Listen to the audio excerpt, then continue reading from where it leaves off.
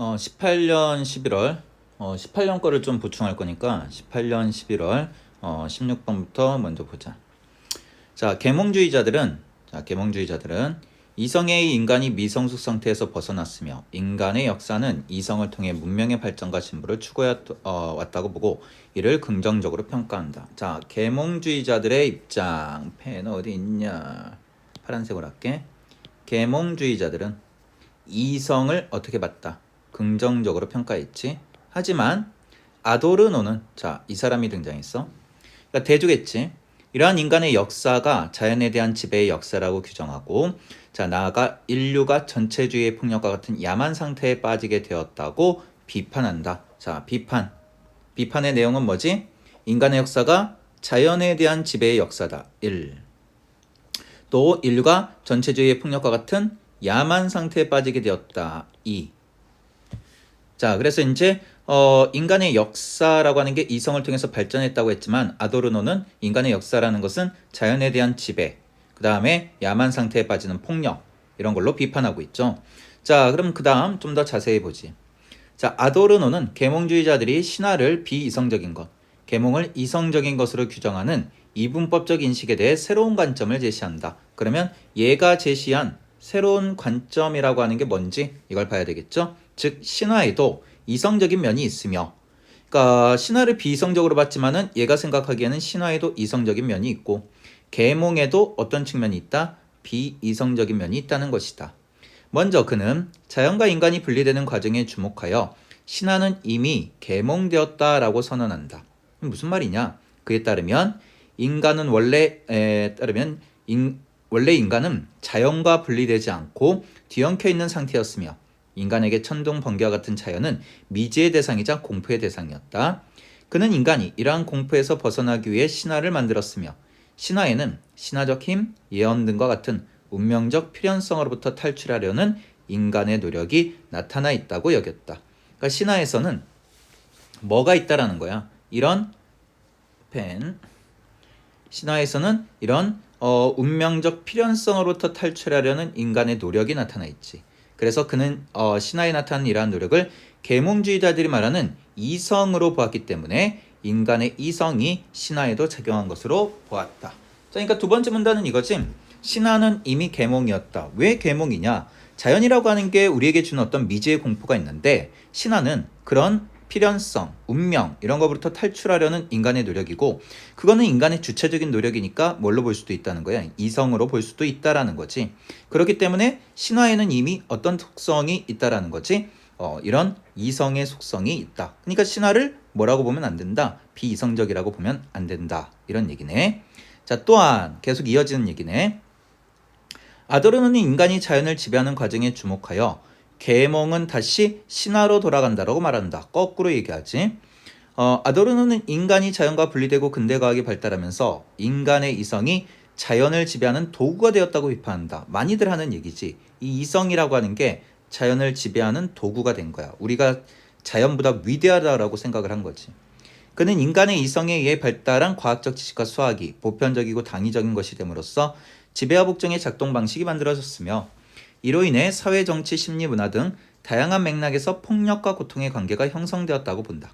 그러니까 너무나 이게 당연하다 보니까 지배와 복종이라는 게 생겨나게 됐고 그 지배와 복종이 있으니까 당연히 폭력과 고통의 관계도 만들어지죠. 다시 말해 마치 신화적 힘이나 예언 등이 인간에게 숙명적인 필연성으로 강요되었던 것처럼 이성의 힘이 당위적 질서를 만들어 인간을 억압한다고 본 것이다. 그러니까 이성이라고 하는 게 오히려 뭐가 되는 거야? 당위적인 힘이 되는 거야. 그래서 인간을 억압하는 거지. 거꾸로. 그러니까 신화에서 말하는 신이 막 인간을 지배하고 막 이렇게 생각을 했었는데 이제 거기로부터 벗어나려고 하는 것. 이걸 하나의 이성으로 본 거고 다음에 과학이라든지 이런 것들이 하나의 이성의 힘이 되는 건데 이 이성이라는 게 마치 신과 같이 인간을 뭐 하는 거지? 억압하는 도구가 되는 거지. 거꾸로 이제 바뀐 거지.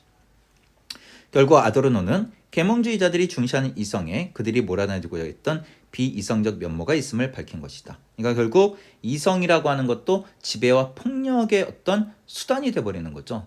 그러니까 예전에 어떤 신이 인간을 지배하고 자연이 인간을 지배하고 공포를 줬던 것처럼 이성 역시 인간을 지배하는 어떤 하나의 도구가 돼버리는 거지. 그래서 거기에서 뭘 찾아냈느냐? 비이성적인 면모가 있다. 자, 그러니까 앞의 문단에서는 신화라는 게 왜 이성적이냐? 그런 자연이 주는 공포, 무지 이런 것들로부터 벗어나려는 인간의 노력이 있기 때문에 이성적인 거고, 다시 계몽이 왜 신화로 비이성적으로 가게 되는 것이냐? 신의 위치에 있던 것이 이성이 그냥 위치를 바꾼 것뿐이에요. 신의 위치에서. 그러니까 인간을 지배하던 신의 위치에 이성이 들어간 것뿐이야. 그러니까 이것도 일종의 뭐라고 볼 수 있는 거야? 이성이라는 게 비이성적이다. 이렇게 보는 거죠. 그러니까 이 사람은 좀 생각을 반대로 한 거지. 자, 계속 볼게요. 자, 아도르노는 이처럼 인간의 이성이 비이성적인 면을 드러낸 이유가 인간의 이성의 내재전 동일성 사고에 있음을 밝힌다. 왜 비이성적이냐? 동일성 사고. 동일성 사고는 주체가 자신의 개념적 틀에 대상을 끌어들이는 과정을 통해 그 대상을 파악했다고 믿는 사고방식이다. 개념이지.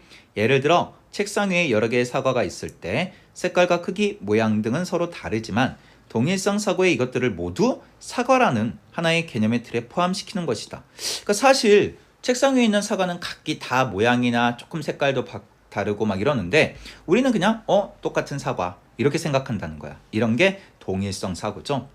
아도르노는 효율성을 강조하는 근대과학이 발달하면서 동일성 사고에 의해 알려진 것과 아직 알려지지 않은 모든 대상은 고유의 질적 측면을 잃어버린 채, 그러니까 고유의 특성을 잃어버리고 계산 가능한 형태로만 측정되어 숫자로 환원되었다고 보았다. 또한 이로 인해 서로 질적으로 다른 것들이 쉽게 교환 가능해진다고 보았다. 교환이 되는 거야. 가령 두 노동자가 동일한 노동 시간을 들여 만든 각각의 상품이 교환 관계가 성립되었다면 그 과정에서 두 물건이 노동의 질은 무시된 채 노동 시간의 양으로만 환원된 것이다. 그러니까 이 숫자로만, 양으로만 이렇게 환원된 거지. 아도르노는 이러한 동일성 사고가 내재된 이성이 자연은 물론 인간과 인간의 본성까지 어떻게 계량화했다. 양으로, 숫자로 환원했으니까 그래서 지배하는 도구로 사용되었다고 주장한다.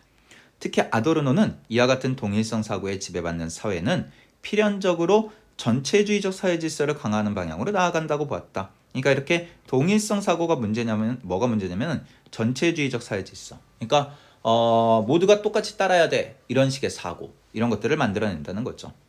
이에 대해 그는 동일성 사고에 대해 끊임없는 반성의 사유가 필요하다고 말한다. 그러니까 결론은 뭐냐? 이런 동일성 사고에 대해서 반성해야 된다. 자, 이와 같은 관점에서 아도르노는 동일성 사고를 긍정하는 해겔의 동일성 철학을 비판하는 과정을 통해 반성의 사유 방식을 제안한다. 아도르노는 해겔의 동일성 철학의 핵심 개념인 보편자와 특수자를 각각 동일성과 비동일성으로 보았다. 그러니까 이제 동일성, 비동일성 이걸 본 거죠. 즉 동일성 사고에 의해 대상을 끌어들인 주체를 동일성, 끌어들임을 당하는 대상을 비동일성으로 본 것이다. 해겔의 동일성 철학에서 특수자는 보편자의 개념적 틀에서 벗어나 있는 대상을 의미하는데 해겔은 보편자가 자신의 개념으로 특수자를 동일화시켜 파악하며 이러한 과정을 반복함으로써 인간의 역사가 보다 발전된 방향으로 나아갈 수 있었다고 주장한다. 그 올해 수능에 나온 지문이야. 해겔의 변증법. 거기에서 이제 보편자, 특수자 이런 개념들이 나왔었던 거예요. 하지만 아도르노는 이와 같은 해겔의 동일성 철학으로 인해 특수자의 고유성과 독자성이 파괴된다고 보았다. 아도르노는 특수자, 즉 비동일성을 진적으로 파악한다는 것은 비동일성이 가지고 있는 차이를 인정하는 것. 즉 동일성 사고에 의해 비동일성이 어떤 한쪽으로 동일화되지 않도록 하는 것. 그러니까 차이가 있는 거야. 그러니까 일종의 뭐냐면은 이렇게 생각하면 돼. 어떤 대상의 고유성을 계속 보존시키는 건데 지금 여기는 동일성 사고라는 건 모든 걸 하나의 틀 안에서 똑같이 사고를 하려고 하는 거다 보니까 어떤 대상의 고유성이라든지 질적인 측면이라든지 이런 것들이 무시된다는 거지. 자, 이것이 바로 아도르노가 강조하는 비동일성 철학이다. 그는 이러한 비동일성 철학의 논리를 예술이 담을 수 있다고 본다. 그래서 아도르노는 진정한 예술의 모습은 동일성 사고로 인해 고정된 질서와 이러한 질서에 대한 친숙함에서 벗어나는 것이라고 말한다. 이러한 예술을 접한 사람들로 하여금 동일성 사고가 지닌 억압을 자각할 수 있기 때문이다. 결국 아도르노에게 진정한 예술은 동일성 사고의 논리에 지배받고 있는 자신을 반성하도록 하는 예술이다. 그러니까 이제 이성이라고 하는 게 동일성, 모든 것을 개념화시키고 하나의 틀로 이해하려고 하는데 그러한 개념화와 틀을 벗어나서 그냥 그 대상의 고유의 성질들을 우리가 인정해 주는 것. 이게 아도르노가 이야기하는 측면이라고 볼 수가 있는 거죠. 자, 문제 봅시다. 문제 풀어보고 나서 이거 봐. 자, 윗글에 대한 설명으로 가장 적절한 것은 이렇게 돼 있는데 기존 이론 비판, 계몽주의 가치 아니야, 인용문 활용 아니야, 치자적 흐름 아니고 대비되는 두 개념을 통해 그렇지 이성과 이성의 대비, 다음에 해겔과의 대비, 비독일성 철학이 추구하는 바, 즉 아도르노가 추구하는 게 뭐냐 이거죠. 정답 4번. 통념에 대한 의문. 자, 통념이라는 거는 일반적인 사고, 그 다음에 비동일성에 대한 문제점 아니지. 비동일성을 추구하자라고 얘기하고 있으니까 정답 4번 되겠네. 자, 그 다음에 17번 기억 니은에 대한 이해. 자, 기억은 뭐였지? 신화가 오히려 어떻다? 계몽적이다. 이성이 있다. 자, 계몽주의가 니은은 오히려 어떻다? 비이성을 가지고 있다. 이런 측면이네. 볼게요. 자, 기억은 인간의 이성이 신화에도 작용하고 있음을 말한다. 그렇지, 신화에도 이성이 있다. 자, 그 다음에 기억은 자연의 공포로부터 탈출하는 인간의 노력이 계몽주의에서 말하는 이성과 같다. 그렇지, 인간의 주체적인 측면이니까. 자, 니은은 미지의 대상인 자연이 인간의 이성을 억압하고 있다. 아니라 계몽, 이성이라고 생각하는 그런 계몽주의에도 뭐가 있다라는 거야? 비이성적인 측면이 있다라는 거지. 뭐 이성을 억압해 자연이 아니지. 3번. 얘는 과학적 지식과 수학이 당위적 질서가 되어 인간을 억압한다. 그렇지. 이성이 오히려 인간을 억압하는 신과 같은 존재, 즉 비이성적인 존재다. 얘는 근대과학이 발달하면서 인간의 이성이 폭력과 고통의 관계를 만들어 영향을 끼쳤다. 즉 비이성적인 폭력과 고통을 만들어냈다. 뭐 그런 이야기를 하고 있는 거네. 자, 됐지? 자, 넘어갈게요. 자, 18번 A가 뭐냐? 어디 있더라? 동일성 사고. 자, 동일성 사고. 자, 동일성 사고는 모든 것을 숫자로 환원하고 계량화시키죠? 오케이. 전체주의적 사회 질서를 만들어낸다고 했지 부정하는 게 아니야. 이 동일성 사고의 문제점이었죠? 2번 정답 쉽게 나오고. 인간의 본성과 자연까지 계량화, 숫자로 환원. 같은 얘기지? 질적으로 다른 것들을 교환 가능하게 만든다. 그렇지. 자연을 지배하는 인간의 이성에 의해 내재되어 있었죠. 오케이. 정답 2번. 자, 19번 볼게요. 윗글과 보기를 이해한 내용으로 적절하지 않은 것은 국민 모두가 잘 사는 국가를 절대적 가치로 지향하는 A 국가에서는 국민들의 삶에 대한 만족감을 조사하기 위해 소득을 기준으로 5단계 평가척도를 만들었다. 이에 대해 K씨는 삶에 대한 만족도나 즐거움 등을 수치로 나타낼 수 없다고 생각했다. 그러니까 지금 이게 뭐야? 수량화, 계량화 시키고 있는 동일성 사고네. 이게 동일성이야. 아이씨, 글자가 왜 이러냐. 근데 K 같은 경우는 이제 무슨 얘기하는 거야? 비동일성에 대한 사고라고 있지. 비동일성. 자, 한편 P씨는 평소 가족의 건강이 행복한 삶의 기준이라고 생각해야 하고 자신의 삶에 만족했지만 이 척도를 접한 후 자신이 불행하다고 생각했다. 그러니까 이 사람은 이제 이 동일성으로 인해서 불행에 빠지게 됐네. 자, 볼게요. 만약 해겔의 관점에서 A 국가를 보편자로 본다면 K씨는 특수자로 볼 수 있다. 그렇지. 보편자는 동일성이고 K는 특수자지. 그래 얘를 보편자로 만들어야지. 만약 해겔의 관점에서 A 국가를 보편자로 본다면 A 국가가 만든 5단계의 평가 척도는 개념적 틀, 그렇지? 틀로 작용하는 거야. 만약 아도르노의 관점에서 A 국가를 동일로서 본다면 P씨는 자신의 고유성이 파괴됐지. 그래서 불행해진 거죠. 오케이.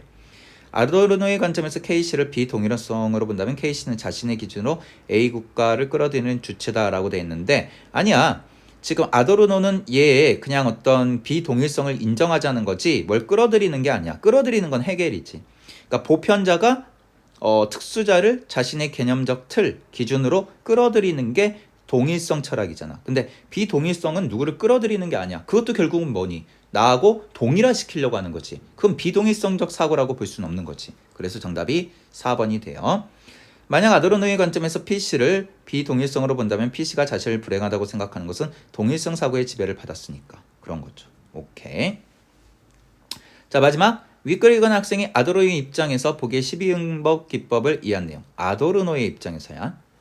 신베르크는 으뜸음을 중심으로 다른 의미 종속대로로 작곡하는 조성 중심의 작곡법에서 탈피하고자 12음 기법. 그러니까 이 종속되는 게 이제 바로 뭐야? 동일성 사고겠네.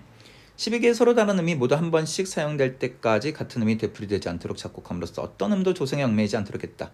당시 조성음악에 익숙했던 사람들은 그의 음악을 처음 듣게 되면 어떤 음이 이어질지 전혀 예측할 수 없어 곤혹스럽다. 왜? 똑같은 게 나오지 않으니까. 자, 그러면 이제 조성 중심 작곡법을 사용해 억압을 자각하게 하므로 진정한 예술의 모습이라고 볼 수 없다. 아니야. 조성 중심의 작곡법에서 탈피했다고 했잖아. 그러니까 1번은 아니죠. 자, 어떤 놈도 조성에 얽매이지 않도록 한 것은 비동일성 철학의 논리고 어떤 놈이 이어질지 예측할 수 없다는 점에서 동일성 사고로 인한 친숙함에서 벗어난 거고 감상자들로 하여금 조성 중심 작곡법에 익숙한 자신의 모습에 대한 반성을 이끌어낼 수 있다고 볼 수 있고 12개의 음이 모두 한 번씩 사용될 때까지 같은 음을 되풀이하는 것은 고정된 질서에서 벗어나려는 것. 그렇지. 이렇게 볼 수 있겠네요. 자, 철학 제문이긴 한데 별로 어렵지는 않고 올해 11월 수능하고 연관되는 그런 내용도 있기 때문에 이거는 좀 잘 봐주는 게 필요할 것 같아요. 자, 여기까지.